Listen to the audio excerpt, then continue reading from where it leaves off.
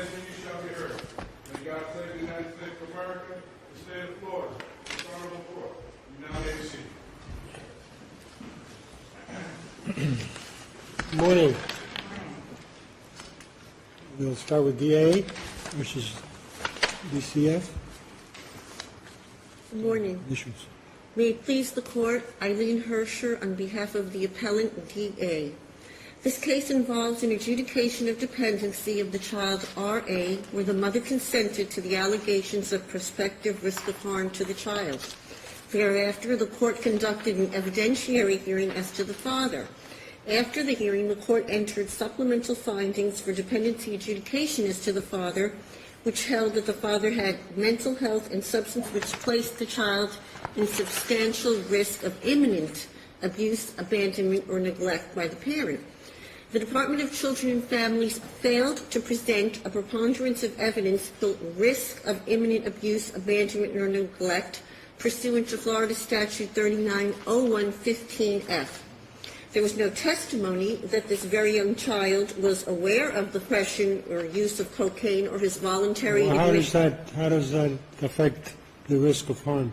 Well, The child's knowledge is irrelevant as to the risk. At 16 months old, you can be at risk without knowing it. True, but I'm just saying that in this particular case, this child was too young to actually be aware. No, but I'm saying that's irrelevant. Right, you're correct. Given the facts that the problems, and he's admittedly, or the testimony is abundantly clear that he's taking drugs, isn't that, and the expert testimony, we have a lot of evidence that he was at risk, the child. Well, Your Honor, I don't believe that.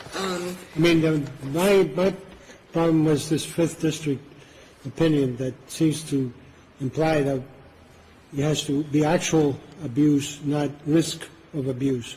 Right. And the amendment, I don't think, if you could address that issue, because I don't think the amendment removes the risk of harm criteria from a dependency proceeding when it's a supplementary proceeding for the second parent. Well, the father's confession of error. And No, but It may be an insincere confession of error. We'll find out in a minute, but in P.S. Surely you jest. we'll see. These lawyers insincere? we'll I am ask offended. you- I am offended on their behalf. We'll ask the father does adopt the error of confession because the court's we'll ask you finding. to respond then to the guardian ad litem non-confession, their argument.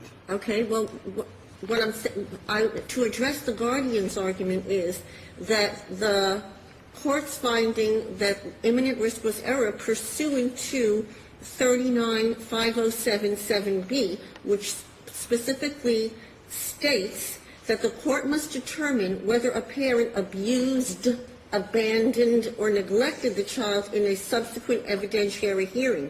But it seems to me that the statute was amended because they were concerned about 2 orders of dependency being entered and the delay and all that. I don't think that amendment was meant to change the definition of what is. Language of imminent risk of harm. I understand, but what I'm saying is that if you look at the legislative history, there was no evident intent to change the law on what is a dependent child, simply because they did one parent first and then the other parent. It makes no sense to me that you should have a different standard for the first parent and then a lesser standard for the second parent.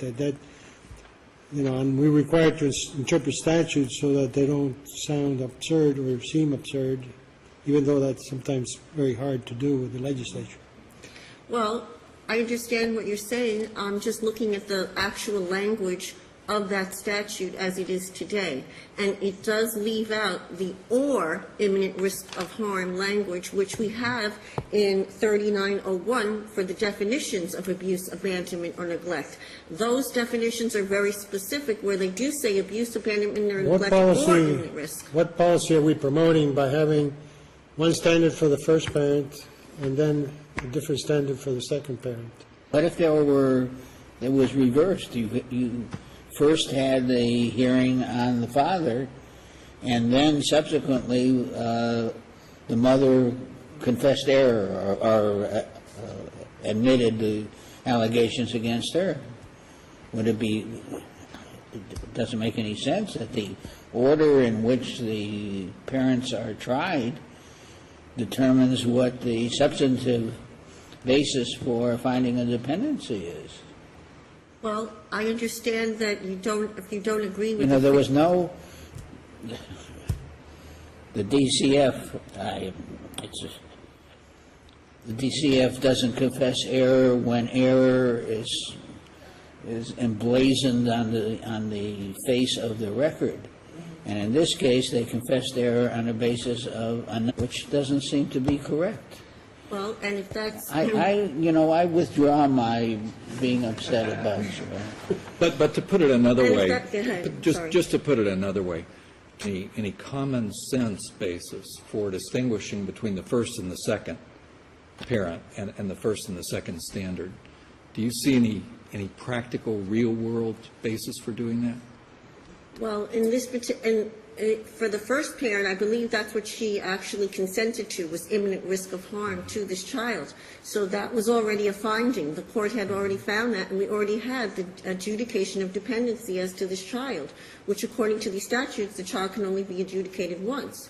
So now here you have the next parent who has this hearing, and the difference is that they have to make some kind of finding, and in this case, the judge could have just found whether or not he actually did abuse, abandon, or neglect this child. Well, if we give the statute that interpretation, it would seem to me then that what we would promote is the department not wanting to go forward on a consented order and say, no, wait a minute, we either had the adjudication on the father, and then we'll accept your consent order. And that would promote precisely the opposite of what the legislature wanted to do, which was to avoid confusion and the unnecessary delays in the placement and permanency. What is the practical effect of either adjudicating the child dependent as to the other child or not doing it? Does it really make any difference? Well, insofar as what the department case plan or whatever its authority is over the child? I think it only makes a difference that if there's not a preponderance of evidence, then you can't adjudicate the other parent. You can't. But what if you don't adjudicate the other parent? Well, they're voluntary services. What happens with respect to the case? I'm asking for information. I believe what is the that- difference in the way the child is treated by the system? I believe then that what they can do is they can offer a parent services despite a lack of adjudication. And, So it doesn't make any difference, does it? well, except that there isn't a wrong adjudication that wasn't proven. But they're all as to the other parent. Correct. The other part of my argument is that if you do not agree with the 5th DCA's ruling, I still do not believe that imminent risk of harm was proven at this particular evidentiary hearing. It has to be impending or about to occur pursuant to JB 928 Southern 2nd 395, a 1st DCA case, and I don't believe that there was any evidence that any imminent risk was impending. It can't just be a prediction of the future harm. It has to be impending, and I do not believe there was any testimony which came out at this hearing that showed it was impending or about to occur. Thank you. Thank you.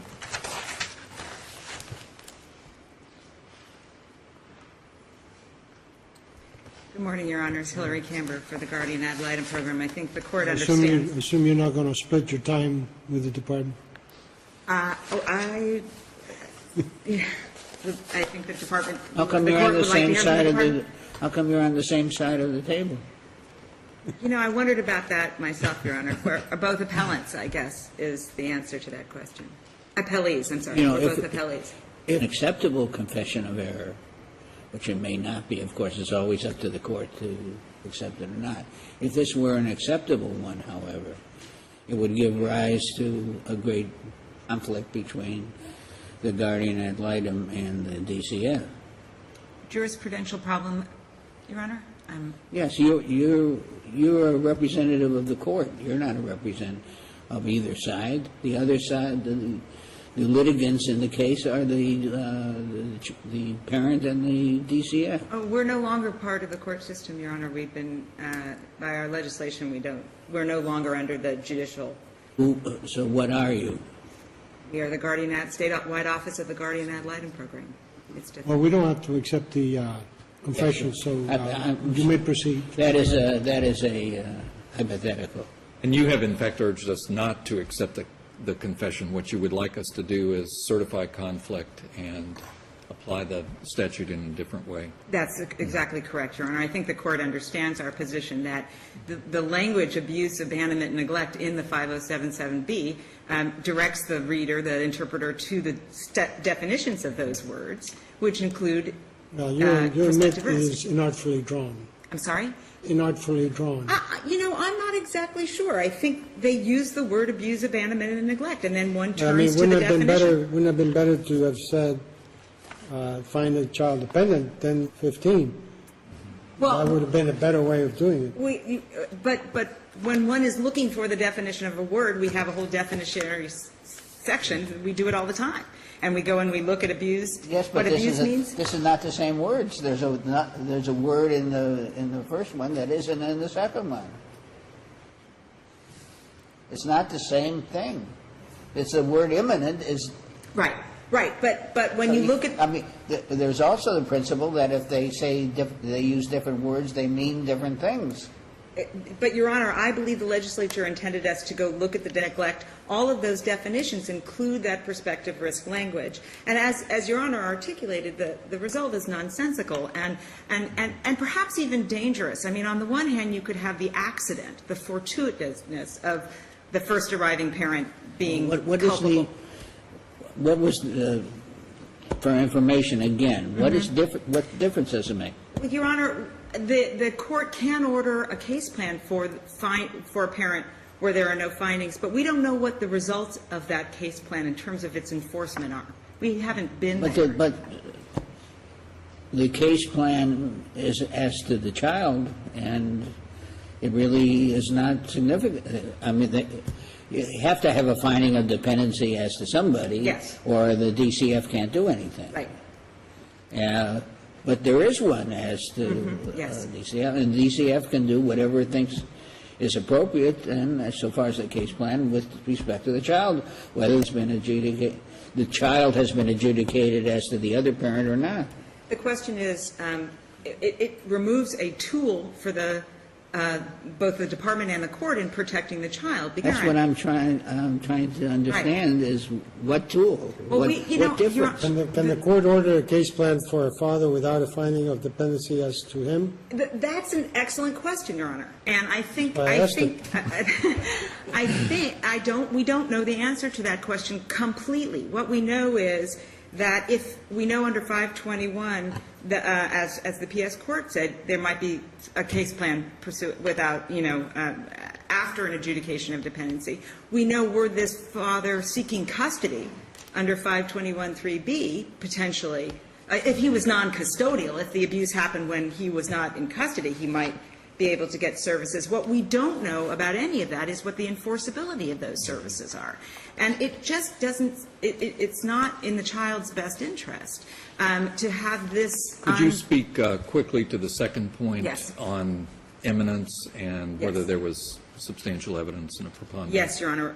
Remember, this is a dependency. It's by a preponderance of the evidence. And the court heard evidence that this father was getting treatment for his mental health, bipolar disease, and his 20-year history of addiction to crack cocaine. When he left the treatment center, he was directed to go to a halfway house and to fulfill prescription disorder. He did neither of those things. And then he evaded the department's inquiry and told them he was living in Miami when he wasn't and had the baby with him.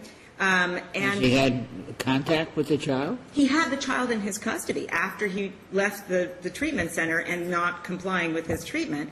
And then we had two experts Both his treating psychiatrist and his treating mental health counselor testified that the combination of these conditions placed the child at imminent risk of harm. He made bad decisions. He couldn't take care of himself, much less a baby. The court heard a preponderance of the evidence that this child was at prospective risk of harm if placed in his father's care.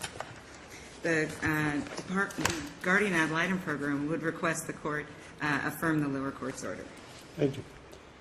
You want to rebut, or you have one or 2 minutes if you want to use?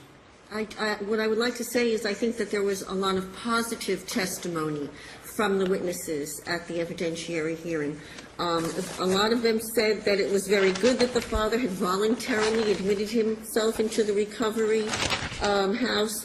There was no evidence that the father had any kind of a bad relationship with, nothing said that was negative about this father as far as his relationship and what he was doing to voluntarily help himself. There was no actual evidence that there was something terrible about to occur to this child. The experts may have predicted what could happen in the future to this child, because perhaps the father could do something in the future, but there was nothing testified to as to what this father actually could do right now to this child. Thank you very much. We'll be in recess for panel change. All rise.